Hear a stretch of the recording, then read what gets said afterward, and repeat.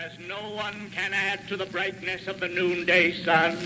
so no words can increase the glory of the immortal Washington. First in war, first in peace, first in the hearts of his countrymen.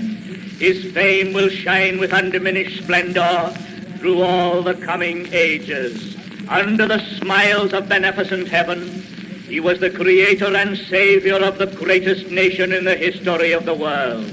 Ah, if there had been such an instrument as this in the days that tried men's souls,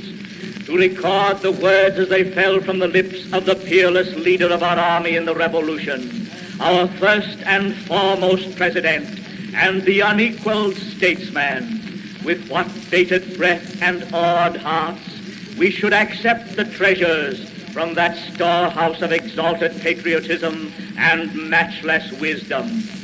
But since that cannot be, let us ponder upon the closing sentences of his farewell, when, bowed by the burden of years, he laid aside the robes of office, and like the humblest citizen of the young republic, wended his way to his beloved Mount Vernon, soon to sink into the tomb, amid the grief of his countrymen and the reverent admiration of the civilized world. In offering to you, my countrymen, these counsels of an old and affectionate friend,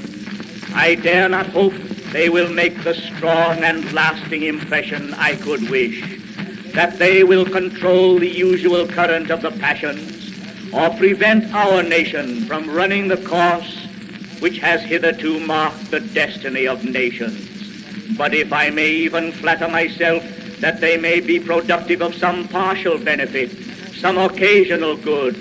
that they may now and then recur to moderate the fury of party spirit, to warn against the mischiefs of foreign intrigue, to guard against the impostures of pretended patriotism.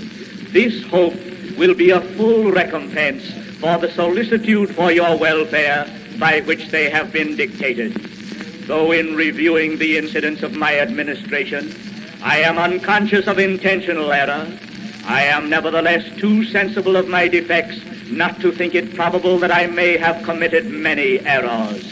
Whatever they may be, I fervently beseech the Almighty to avert or mitigate the evils to which they may tend.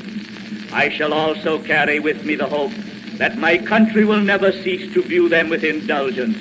and that after 45 years of my life dedicated to its service with an upright zeal, the faults of incompetent abilities will be consigned to oblivion, as myself must soon be to the mansions of rest, relying on its kindness in this as in other things, and actuated by that fervent love toward it which is so natural to a man who views in it the native soil of himself and his progenitors for several generations. I anticipate with pleasing expectation that retreat in which I promise myself to realize without alloy the sweet enjoyment of partaking in the midst of my fellow citizens the benign influence of good laws under a free government, the ever-favorite object of my heart, and the happy reward, as I trust, of our mutual cares, labors, and dangers.